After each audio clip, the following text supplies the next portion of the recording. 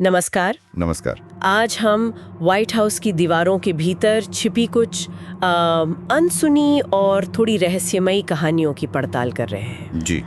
हमारे पास जो स्रोत हैं वो बताते हैं कि अमेरिका के इस शक्ति केंद्र में कथित तौर पर प्रेतों का वास रहा है। तो चलिए इन दिलचस्प किस्सों में थोड़ी गहराई से उतरते हैं, देखते हैं क्या है। बिल्कुल। और ये देखना दिलचस्प है कि व्हाइट हाउस जैसी इमारत, मेरा मतलब है इतना इतिहास, इतनी नाटकीय घटनाएं हुई हैं वहाँ। हाँ। तो कैसे ये कहानियां जन्म लेती हैं? ये सिर्फ भूतिया कहानियां नहीं है शायद, बल्कि इतिहास और जो मानवीय भावनाएं हैं उनका एक प्रतिबिंब भी हो सकती हैं। बिल्कुल सही कहा।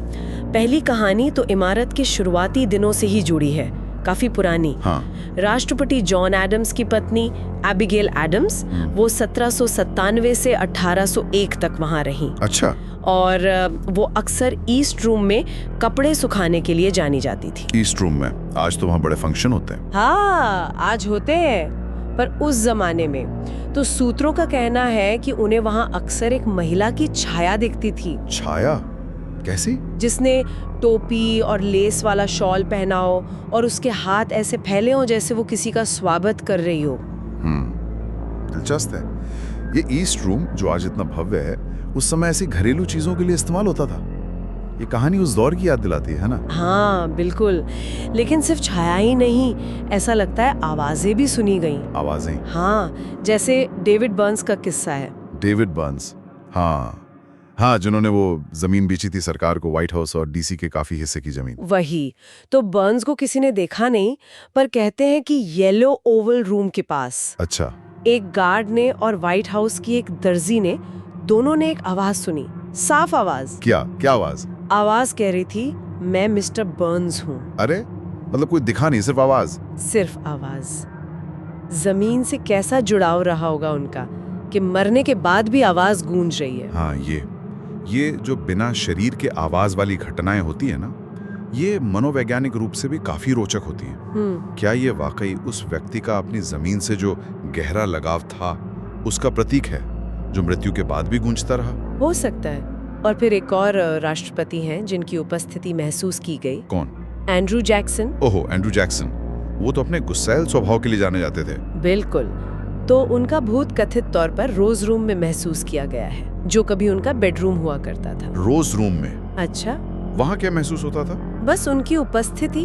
और दिलचस्प बात यह है कि Mary Todd Lincoln, Abraham Lincoln की पत्नी, हाँ, वो आत्माओं से संपर्क साधने में, सेंस वगैरह में विश्वास रखती थी। हाँ, सुना उनके बारे में। तो उन्होंने दावा किया कि उन्हें कभी-कभी जैक्सन के संदेश मिलते थे, खासकर जब वो अपने दिवंगत बेटों से बात करने की कोशिश कर रही होती थीं। अरे वाह, मतलब जैक्सन का गुस्सा वहाँ भी महसूस होता था। हाँ, शायद ये दिखाता है कि कैसे किसी व्यक्ति का जो जीवन काल का व्यक्तित्व होता है, वो उसकी मृत्यु के बाद की कहानियों को भी आकार दे सकता है ना? सही बात है, बिल्कुल।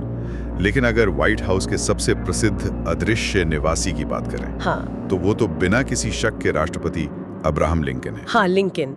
उनके देखे जाने या महसूस किए जाने के किस्से तो सबसे ज्यादा है। बहुत ज्यादा। हाँ। कई निवासियों ने, कर्मचारियों ने, मेहमानों ने भी दावा किया है। हाँ। जैसे राष्ट्रपति कैल्विन कूलिज की पत्नी थी, ग्रेस कूलिज जी। उन्होंने 1920 के दशक में बताया कि उन्होंने लिंकन को ओवल ऑफिस की खिड़की से बाहर देखते हुए पाया, पोटेमिक नदी के पार पुराने युद्ध क्षेत्रों की तरफ, अकेले खड़े, बस खिड़की से बाहर देखते हुए। हाँ। और फिर एलेनोर रूजवेल्ट ने भी कहा था, फ्रैंकलिन रूजवेल्ट की पत्नी जी, उन्होंने कहा कि जब वो देर रात लिंकन बेडरूम में काम करती थीं, तो उन्हें अक्सर लिंकन की उपस्थिति महसूस होती थी, जैसे कोई उनके पीछे खड़ा हो, निगरानी कर रहा हो। अजीब एहसास होता होगा, मतलब काम कर रहे हो और लगे कि कोई पीछे है, वो भी लिंकन। बिल्कुल। और ये अनुभव सिर्फ अमेरिकों तक ही सीमित नहीं थे। अच्छा, बाहर के लोगों ने भी महसूस किया? हाँ, जैसे ब्रिटेन के प्रधानमंत्री विंस्टन चर्चिल का किस्सा तो बहुत मशहूर है। हाँ, चर्चिल वाला किस्सा बताइए जरा। कहते हैं कि वो व्हाइट हाउस में ठहरे हुए थे। एक शाम वो नहाकर अपने कमरे में लौटे, बाथरूम से निकले ही थे तो देखा कि लिंकन अंगीठी के पास खड़े हैं, आग के पास। अरे, और चर्चिल ने क्या किया? डरे नहीं? नहीं। कहानी के अनुसार चर्चिल ने बड़े शांत भाव से कहा, गुड इवनिंग मिस्टर प्रेसिडेंट, लगता है आपने मुझे एक असुविधाजनक स्थिति में पकड़ लिया। क्या बात है, मतलब इतने बड़े भूत को देखकर भी मजाक सूझा उनको? हाँ, और कहते हैं इसके बाद लिंकन मुस्कुराए और गायब हो गए। गजब का किस्सा है ये तो। चर्चिल का अंदाज ही निराला था। बिल्कुल। लेकिन नीदरलैंड की रानी विल्हेल्मिना का अनुभव इतना शांत नहीं था। अच्छा, उनका क्या किस्सा है? कहानी है कि वो भी व्हाइट हाउस में रुकी थी। आधी रात को उनके दरवाजे पर किसी ने दस्तक दी। आधी रात को? हाँ। जब उन्होंने दरवाजा खोला तो सामने लिंकन खड़े थे, पूरे टॉप हैट वगैरह पहने हुए। हे भगवान, फिर क्या हुआ? कहते हैं वो वहीं दरवाजे पर ही बेहोश होके गिर पड़ी। बाप रे, ये तो वाकई डरावना रहा होगा। चर्चिल जैसी हिम्मत सब में नहीं होती। सही बात है। तो सवाल ये उठता है कि लिंकन से जुड़े इतने सारे किस्से क्यों हैं? मतलब और भी राष्ट्रपति रहे हैं जिनकी मृत्यु वहीं हुई या जिनका कार्यकाल महत्वपूर्ण था। हाँ, ये सोचने वाली बात है। शायद एक तो उनकी दुखद हत्या, जिस तरह से उनकी मृत्यु हुई। हाँ, वो एक राष्ट्रीय शोक था। बिल्कुल।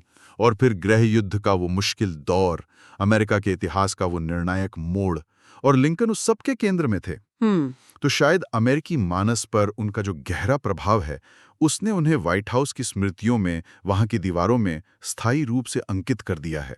मतलब उनकी उपस्थिति शायद उस राष्ट्रीय त्रासदी और जो बड़ा परिवर्तन आया था देश में, उसका प्रतीक बन गई है। हाँ, ऐसा हो सकता है। उनकी आत्मा शायद उस जगह से जुड़ी हुई महसूस की जाती है जहां उन्होंने इतने बड़े फैसले लिए, इतना कुछ झेला। ये वाकई सोचने वाली बात है। तो ये सब जो कहानियां हैं, एबिगेल एडम्स की छाया, बर्न्स की आवाज, जैक्सन का गुस्सा और सबसे ज्यादा लिंकन की उपस्थिति, क्या ये सिर्फ पुरानी इमारत की चरमराती हुई आवाजें हैं या रात के अंधेरे में दिखने वाली छायाएं? या फिर लोगों का अति सक्रिय कल्पना?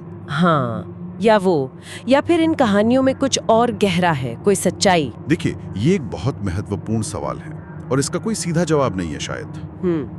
बेशक तर्क संगत व्याख्याएं हमेशा मौजूद रहती हैं। पुरानी इमारतों में अजीब आवाजें आती हैं, हवा के झोंकों से परछाइयां हिलती हैं, दिमाग थकने पर या डर में कुछ भी देख सकता है। सही है। लेकिन इन विशेष कहानियों का लगातार बने रहना, पीढ़ी दर पीढ़ी सुनाया जाना, और खास तौर पर लिंकन जैसी महान शख्सियत से बार बार जुड़ा होना, हाँ, ये बात तो है। ये हमें सामूहिक स्मृति के बारे में सोचने पर मजबूर करता है, और किसी स्थान के भावनात्मक इतिहास के बारे में भी। कैसी कोई जगह अपने में यादें समेटे रखती है। तो व्हाइट हाउस के ये जो प्रेत किस्से हैं जो हमें अलग अलग स्रोतों से मिले, ये सिर्फ डरावनी कहानियां नहीं है। नहीं, शायद नहीं। ये इतिहास, स्मृति और शायद मानवीय मानस की परतें भी खोलते हैं। एक ऐसी इमारत जिसने इतने उतार चढ़ाव देखे हैं, इतने शक्तिशाली लोग वहां रहे, वहां ऐसी कहानियों का होना थोड़ा आश्चर्यजनक तो है, पर शायद लाजमी भी है। बिल्कुल। जैसा मैंने शुरू में कहा था, इतिहास और भावनाएं इन दीवारों में बसी हुई सी लगती हैं। और ये हमें इस विचार के साथ छोड़ जाता है कि क्या कुछ स्थान, कुछ जगहें वास्तव में अपने इतिहास की ऊर्जा को, वहां घटी घटनाओं की गूंज को धारण करते हैं। क्या महत्वपूर्ण घटनाएं और शक्तिशाली व्यक्तित्वों की छाप समय के साथ उस जगह पर बनी रहती है, एक ऊर्जा के रूप में? हाँ, बिल्कुल। क्या ये संभव है? ये एक ऐसा रहस्य है जिस पर हम सब अपने अपने तरीके से मनन कर सकते हैं। सही कहा। तो आज की यह पड़ताल व्हाइट हाउस के अनजाने पहलुओं पर थी। जी, वाकई दिलचस्प।